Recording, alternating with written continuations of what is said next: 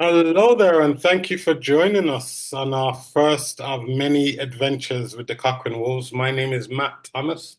I'll be your host. Today we have Director of Soccer Scott Ansell, as well as Claire Patterson, Head of Coaching, and we'll be diving into some great questions, and we'll be getting some great answers that hopefully you can take on your journey and educate yourself, not only you, your family, your children, as we go through this. Well, this is the first of many series that we will be putting out there. So if this is turning up on YouTube, give us a like, tell your friends. It's on Instagram, same thing. Any platform you see us on, please like us and spread the word. Again, each week we're going to be looking to bring some educational fun stuff as we have these series. Okay, so we are going to get into it. So we're going to. I'll start with you, Scott. Scott, what made you get into coaching? Great question, Matt. I think I was at a bit of a crossroads in my life in terms of not knowing what I was going to be doing next after university. I was finishing my final exam, and I got a job interview with Manitoba Soccer, the province, and I got a job as a grassroots manager, and that really sparked my interest in coaching. I'd done bits and pieces before that at the university, some inner city programming, but that was really what got me started in the game. Fantastic. And obviously you left England, came all the way to Canada, which again is never easy. Yeah, Yeah, yeah. I mean, when I was in England, I never thought about coaching. When I was playing at university soccer, like I didn't really think I was a player, and we all have that. Like I was a player. I wasn't thinking about going in coaching any level. yeah. So after university, when I finished maybe playing at that level, and that's where I started to think about the next steps. And that was a natural progression into coaching. And yeah, I grew up in England, 21 years, I think. I made the big move across the pond to Canada in 2010. So I many love moons that. ago now. I love that. And again, thank you, Claire. I'm assuming same question, eh? Yeah, same question. Yeah. All right. Yeah, actually, I fell in love with sports early on. I played various sports growing up, and it was actually in high school when I started kind of getting involved in coaching just as kind of a helper, actually with a junior basketball, and I was on the senior team. And I think I got the bug really, really early. It was just so much fun connecting with the little players. And then it just grew from there. I was deliberate about it pretty much from the time I graduated high school. I moved right into a Bachelor of Phys Ed. And yeah, coaching was something that I just really enjoyed working with other people. And it just snowballed from there. And I had a first opportunity to see a female soccer coach when I was in grade 12. So that was the first time. And I was like, wow, hey, maybe I can do that. And I just, yeah, my passion for the game, my passion for working with others, it just kept on going. And here I am today. Fantastic. And I want to put this out to the listeners who are listening there. You would have heard two amazing stories on how they got into coaching, but one of the words that stood out to me hearing both of them was the love. They fell in love with coaching. And I want to really hone in on that because sometimes we have coaches out there who are doing it because it's a paycheck or it's this or that. But think about this. If you have a child and your child's with a coach who actually loves what they're doing, just think about the impact that's going to have on your child. And I just wanted to bring that up because, again, I heard it from both of you and I just wanted to hone in on that. So thank you both for sharing that because, again, sometimes people don't know. I get told that I sound Canadian even though I wasn't born here. So I just wanted to make sure people were aware of our backgrounds a little bit. Okay. So, Scott, I'll start with you. We can see your title, Director of Soccer, but what is your role with the Cochrane Wolves as Director of Soccer?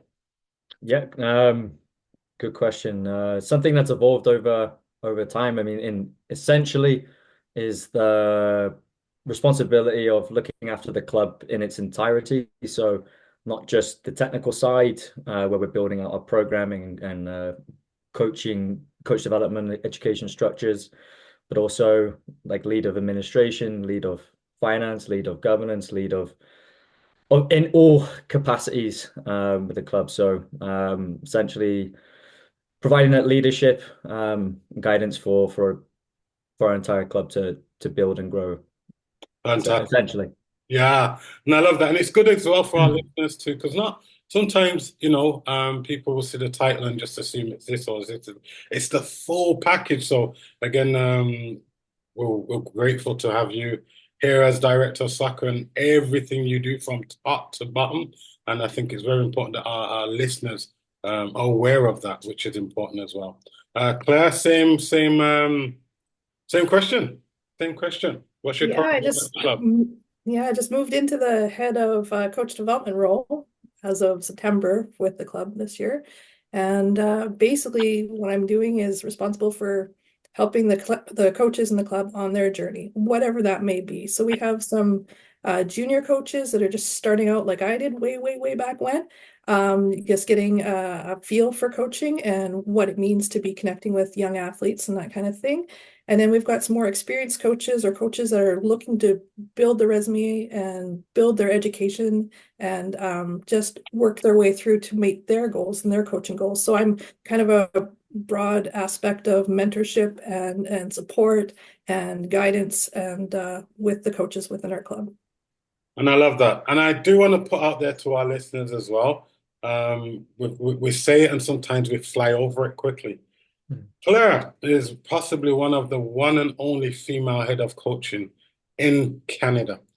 So I do not want that to slip by without us listening and hearing and relating to the position as well. And again, we thank Scott for making that happen. But I just want you to really hone in on that, the vast land of Canada. And we have one of the very few head of coaching working at our organization, Cochran. So thank you both for sharing your roles because again, it's so important, so important. People forget. They see what's just on the field, but they have no idea what goes on behind the scenes sometimes. And just the both of you talking about what you actually do brings out that hindsight of, yes, I see what's on the field, but now I've got a broader scope of what's happening behind the scenes a little bit as well. So thank you both. Okay, so this is a big one, and I just want to get your thoughts on this because we live in a country where it comes up a lot, winning versus wins versus losses or win at all costs, which happens, and we come up against it, and sometimes it's ignorance. People generally don't know. They look on development.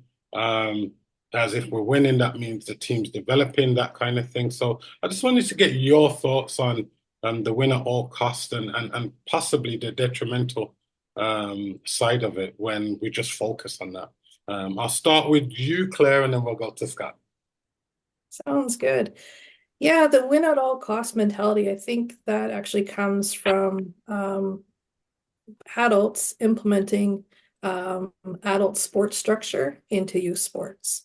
And unfortunately, that high level professional athlete thing, that's what they see a lot. And so they want to just trickle it down into the youth sports system. It isn't all about winning at the youth sports system. It's creating a love of the game. It's creating the opportunities for players to play and grow and gain confidence and physical literacy, and allowing players to move through the system as they want to move through the system, right? It's very rare that we get those players at the very top level. So again, we want to create and foster that love of the game. Winning is nice, but I always say that there's so many things out of our control that can impact the wins-loss columns. You can play amazing games and still lose on the scoreboard, but you've won in the game because you've done things that you worked on in training.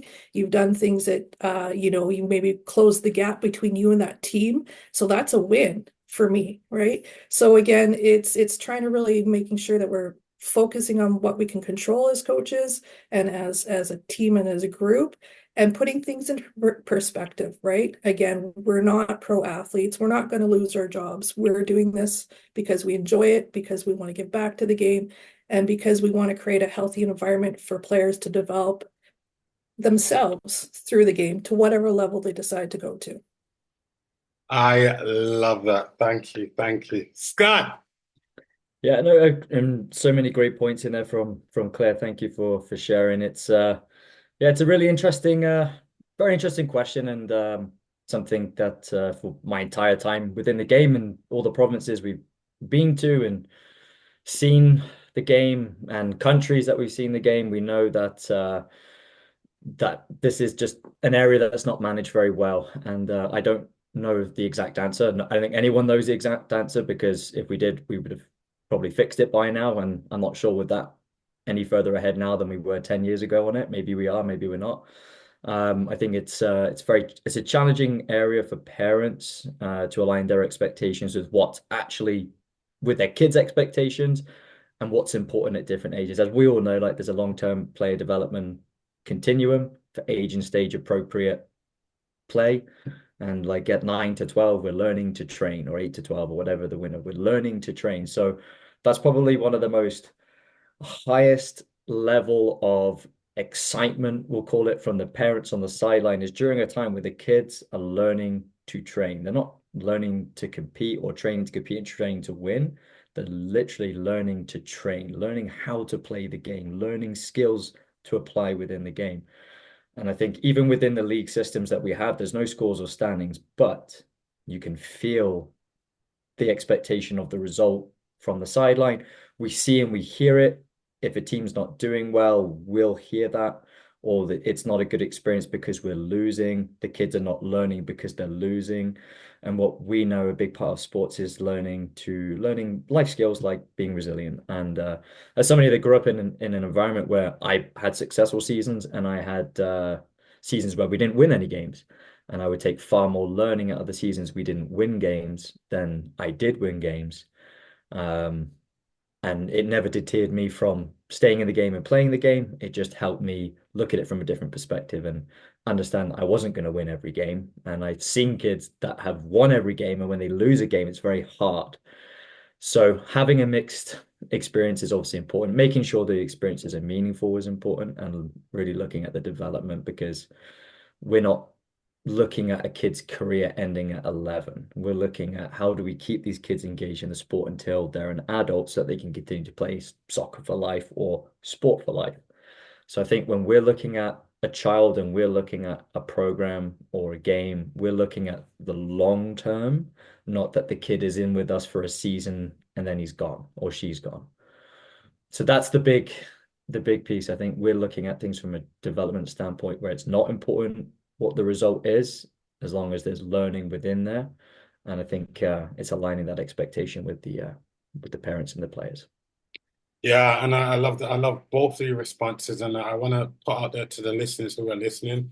Um, you know, through both of you explaining and sharing, it's about the child first and foremost. It's about the journey. Um, it's about them learning. So I just wanted to put those three words in there because they came numerous times from both of you, and I think as a parent, it's very important to remember that. As Claire mentioned, winning can happen in so many ways in a game. It's not just what's on the scoreboard. So again, I want you to start thinking about this as the adult who might have a child in this sport. And you might not have heard that before. And again, that's the whole part of these series that we're doing here is to bring out things that you might not have heard before and go, oh, hold on a minute. I've got to start reframing how I look at the game, how I look at development and so forth. So again, thank you both for sharing and those amazing answers to that question. So we'll move on, which it kind of goes into this one now, which is really good. What impact does sport have on kids who are involved in it? What impact does it have? I'll start with you, Scott. It's massive. I mean, I we were just talking about this with some parents on the weekend or this past weekend, and it's there's every skill you can think of is within sport. Like you're learning how to manage your time, you're learning how to be accountable to for yourself, how to be a teammate, how to lead others, um, how to track some progress or non-progress, or look at what you're doing making decisions. Like that's probably one of the biggest things for me is your problem solving. You're problem solving in real time, real situations, and those are some of like with the resilience and the discipline, some of the skills that I know for me personally that I've taken with me from my whole life. Moving across the country couldn't be possible if I didn't have those values instilled in me as a child in my kind of sport experiences. And um, I think I'm in a leadership role now within my job, within my work field, and since I was 26, I've been in a leadership role within the game. So as a child, I was the team captain, if you like, at U12 and 13, U11, U12, U13, 14 for school, for club. And I think those skills that I learned, the reason I was the captain was because I was able to communicate to other players or support other. I think they just support, help them with positioning on the field or like, hey, well done, that was really good. Um, like those little pieces as a kid that helped that I kept with me throughout my whole life has allowed me to step into the role that I am in today. And obviously working in sports not easy because you've got say you've got 1,000 kids, you've got 2,000 adults. So you're not managing just 1,000 kids, you're managing the 2,000 adults, 3,000 people as an example. And in order to be able to do that, you do have to be very resilient because lots of stuff comes your way and those are things that you learn from those. You're losing 6-0 in a game. Like, how do you keep going? How do you keep fighting? And I think of all those skills that I learned throughout my whole playing career and sport career and coaching career now applying in my work field. I love that. Thanks, Scotty. Yeah, Claire? Yeah, great points by Scott. Similar for me, it's just the life skills that you develop, right? Within being playing sports, it allows all those elements of communication, leadership, resilience. And then I also want to say, like, it can go sideways too for some people in sports, right? Because they have a bad experience, right? And so it can turn people off in sports. So that's why it's so important to us to create such an environment that people are excited about, feel welcomed, they are a part of, the community and allow them to thrive within sport. And then that can build into those lifelong skills and lessons. And as we've seen, especially on the women's side, more CEOs in big business and that kind of thing were actually athletes, right? So it is translatable to career success down the road too. So again, it can set us up for success, but like anything, it can set us up, if it's not done properly for other things, right? So that's why it's so important to make sure that the environment that we are creating is a good one for our people that we're working with and our stakeholders in the game. Yeah, I love that. There's so many facets to it, and listening to you both, and I wanna, our listeners as well. If you've got some time, go back to the start and listen to both responses because there's so much golden nuggets in there, on the benefits.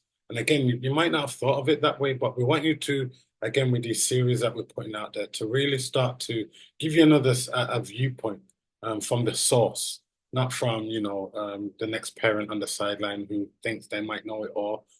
They might know some, but again, you're hearing it from the source and from professional coaches who have been in the game a while and are still students of the game as well. So I do want you to really, you might be listening to it now, but take the time as well to go back and maybe jot down some notes because there's so much golden nuggets that were just released there, between Scott and Claire as well. So again, thank you both. Fantastic.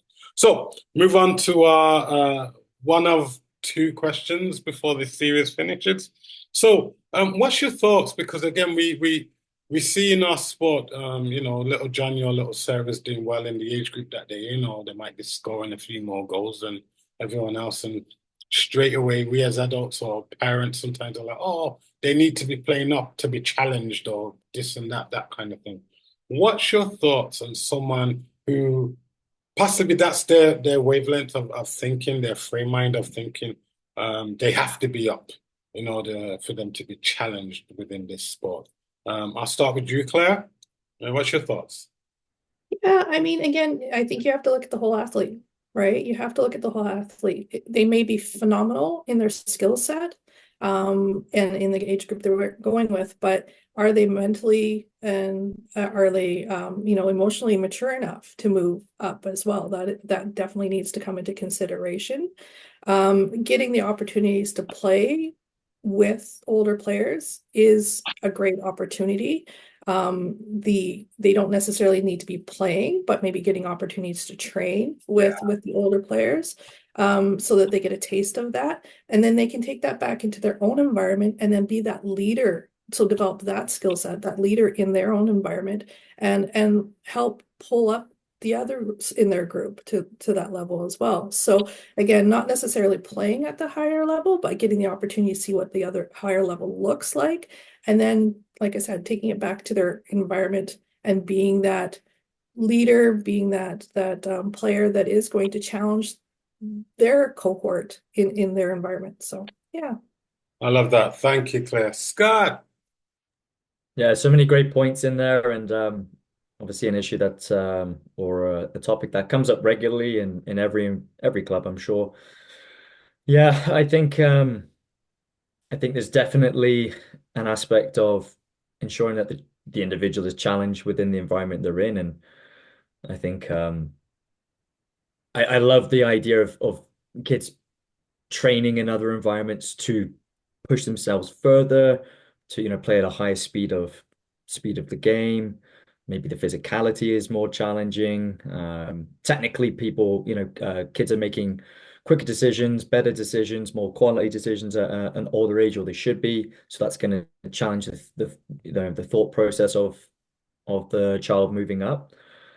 But we are in a rush often to move kids up, and I think unless the child is a phenomenon like an Alfonso Davies, where it doesn't make sense for him to play within his own age group, and I'm sure that there's endless examples on both sides, and it's uh it's it's very easy to just go they need to move up, they need to move up, and I think there's nothing wrong with dominating your own age. Like there's nothing wrong with it. I'm sure the best players in the world grew up dominating their age group and finding ways to challenge themselves as an individual on the field. And I think that's probably the biggest thing is we're always looking at the team, the group, and we're not tuned in enough on, and especially like for a parent to go, stop looking at the group and start looking at just your child. If your child's doing well within their environment, fantastic. That's great. They scored one goal today. Can they score two next week? Can they score three the week after that? Or can you dribble past one player today? Can you dribble past two players? Or can you make a better decision? After you dribble past one player, can you switch the play? Can you find someone that's in open space? Can you help your teammates into the right position? Like there's an endless amount of individual challenges we can give. And I think that's where we're always looking at the team and we're not focused enough on how do we help the individual within the team environment? Because as we even talked about yesterday, if we went for the notion of you can only play with players at your level, then players like Messi would never have anyone to play with Great point. Great point. Great. because Love that. they're better than everyone else. So they're Yeah. playing with players under their level on a regular basis. So yeah, Yeah, that's and yeah, again, like if we look at the long term of the athlete development of the game, it is a little bit of a later development sport, right? It's not, you're not at your prime when you're 14. You're going to be ideally at your prime when you're in your early 20s, mid 20s, right? If you look at the top players in the game, right? Because there's so many nuances to the sport that players need to learn. It's not just, can I dominate here, but there's so many tactical things that the players need to be able to understand and see. And then their, decision making, has to be quicker and quicker and quicker and quicker, right? And that takes time, right? Like our brains don't develop until they're 26, fully develop until we're 26, right? So, the sport is quite cerebral as well, not just the athleticism, right? So because you got to be taking in that information and making good decisions on the field, right? So yeah. Yeah. Again, just for our listeners listening, I really want you to go back and listen to both Scott and Claire, everything that they were dropping there, because again, you don't hear it often enough, and sometimes your viewpoint, as Scott mentioned, as Claire mentioned, is based on the team. Um, you've got to bring it back right down to your individual, your child possibly who's playing the sport, and start looking at it from that lens instead of the team lens. So again, go back, take some notes down, even take it a step further, have some of these conversations with your child on some of the things you just heard Claire and Scott talking about. Can that child start to challenge themselves within the environment that they're in? If they're very comfortable, okay, how can we start to challenge you? If you're very right-footed in that game, possibly can you start using your left foot? Can you start doing little things within the environment you're in to challenge yourself? So again, some great nuggets. And by the way, anyone listening who's like, why does he keep mentioning nuggets? Nuggets is a good thing. It's gems, right? So never want to assume everyone knows what I mean by nuggets, but it's a good thing. So thank you. So we're on to our last question. We've had a great time here with so much knowledge being shown and shared, which is great. So the last one, what is what is success from the club's perspective on a player? So what would be success from the club's perspective on each player that we have or the club has within the Cochrane rules? What would be classed as success? Scott? First and foremost is that they continue in the sport. And obviously, like from a selfish point of view, if they continue with the Wolves, that'd be fantastic, and have a youth playing career with us. And our goal obviously is to support the players with producing and providing every level of program in place so that kids don't have to leave Cochrane in the future, and that's our big goal that we're setting for ourselves. So having kids playing sport for life is number one success. Number two is that they're feeling fulfilled and satisfied within the program. Like they are able to achieve their goals, whatever they are, like whether that's just playing in-house in our skill center program with friends, and they do that for the next 6 years. Fantastic. And then they can use those skills within, and they're already applying them in school and life, and they can take them with them into their adult years. Um, that we're able to have players that will then give back because they had such a good experience. They love the game, they love the club, that they want to come back and coach or referee or volunteer or maybe have a future role with the organization.